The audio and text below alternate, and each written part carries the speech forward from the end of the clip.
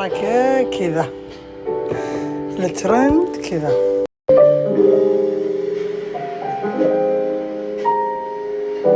بفتح إن شاء الله اليوم البن الكولومبي.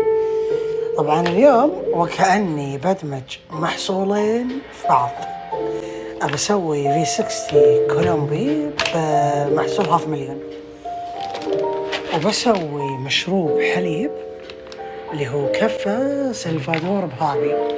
خلاص أتوقع صارت واضحة وصريحة، يعني بدمج اسبريسو مع قهوة باردة، هالحركة اللي طيحين فيها اليومين. شوف ما شاء الله تبارك الرحمن. بسم الله. طبعا 25 جرام.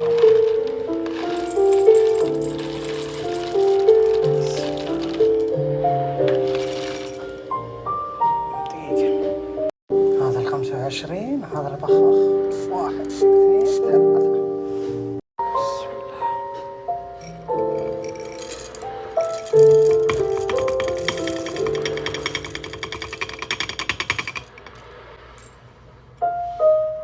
بسم الله الرحمن الرحيم.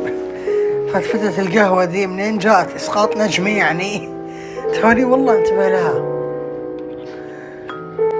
يلا بسم الله. الحين خلني أطحن. بسم الله.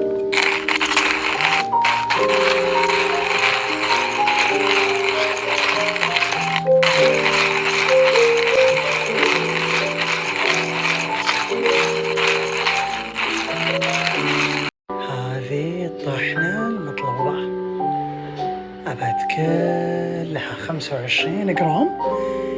عاد الحين أبى أسوي هذه خلاص مثل ما هي يعني، بعدين بجي هنا وبسوي بالماكينة الثانية، بنزل الاسبريسو.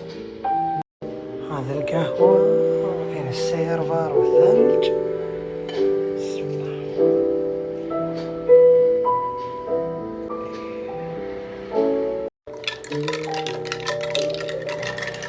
ما شاء الله تبارك الرحمن.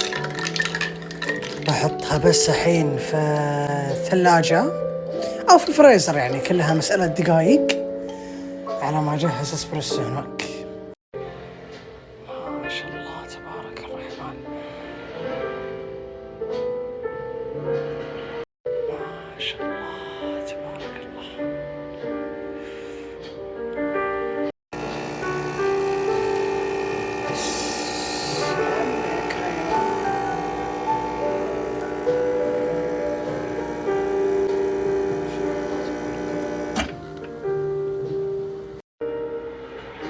ما شاء الله تبارك الرحمن.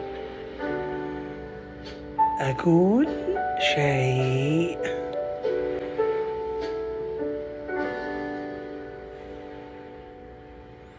طبعا شوفوا هذه بس معدل 5 دقايق في الفريزر. جمعت السيرفر كله عشان الثلج.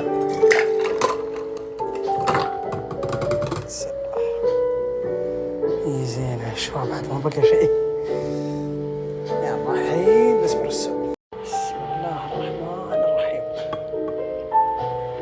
بس الحركة كذا، الترند كذا، V60 واسبريسو. بسم الله من فوق.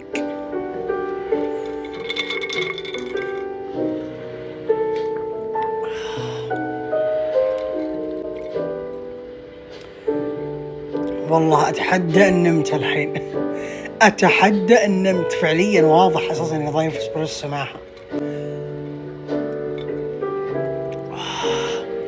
صير مركزة. عاد لازم حلا. هذا اللي أخذته من تركدو بستاشيو كنافة.